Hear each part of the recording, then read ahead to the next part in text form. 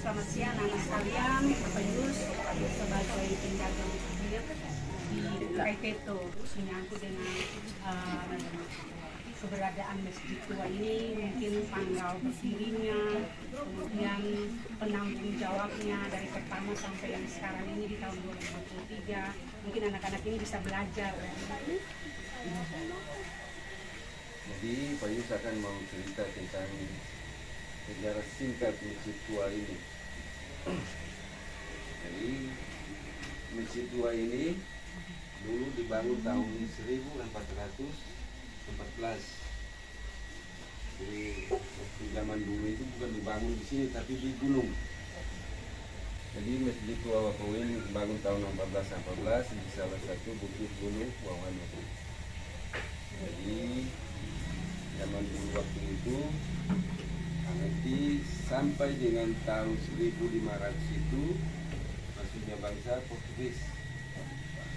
Masuk bangsa Portugis ke Maluku sini sebagainya. Lalu mereka diterima, lalu mereka membangun sebuah logistik yaitu gudang penyimpanan rempah-rempah. Itu dibangun. Nah, sekarang Ibu Guru mau tanya kalian. Tadi anak-anak masuk dari depan sampai di masjid ini. Di masjid ini kan namanya masjid apa nih? Masjid apa? Masjid apa nama masjid? Nama masjid? Masjid tua? Kan masjid tua. Nah sekarang tanya Mbak Yus, kata masjid nama apa? Yang Bapak tanya masjid apa? Tua Wapa Uwe. Wapa Uwe. Tadi dua kata Wapa Uwe. Dua kata itu. Dua kata itu betul bahasa daerah negeri kayak itu sini. Wapa itu mangga, Uwe di bawah. Jadi masjid di bawah pohon mangga. Mangga itu pada tanam tuh contoh di halaman masjid sana. Setelah kalian ada di sini, kalian mau bilang apa? Ada Bapak Yusuf terima, Bapak Jafar terima kalian. Mau bilang apa Bapak Yusuf ke Bapak Jafar? Depan siapa yang bisa? Oh iya Bapak, terima kasih sudah menjaga peninggalan bersejarah di Maluku.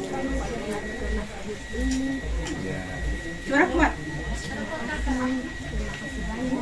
Ya.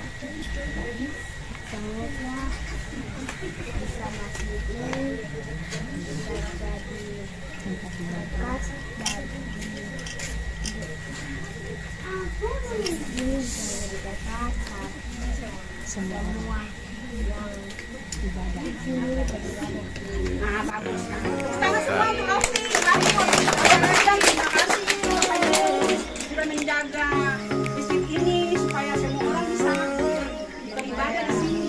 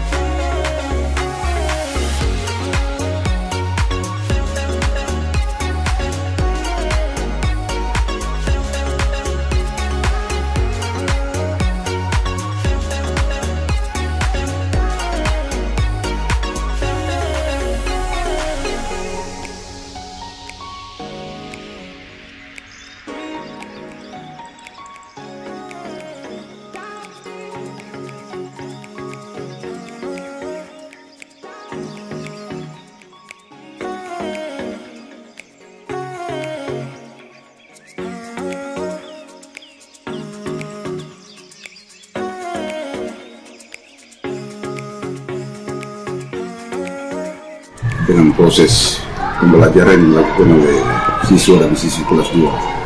Ini menjadi sebuah acuan untuk mereka lebih mengembangkan potensi mereka, bukan saja pembelajaran yang berlangsung di kelas, tetapi di luar kelas pun itu menjadi sarana untuk mereka bisa beraktivitas. Kegiatan ini dia tidak berakhir sampai di situ, tetapi dia akan berkelanjutan ketika anak-anak ini dia diarahkan sesuai dengan proses belajar mengajar. Materi itu dia tetap mengarahkan anak untuk mengikuti seluruh kegiatan. Ya, kegiatan itu baik kegiatan interkurikuler maupun ekstrakurikuler. Dan saya sebagai kepala sekolah, saya tetap mendukung seluruh proses yang dilakukan oleh setiap anak didik bersama dengan semua. Terima kasih.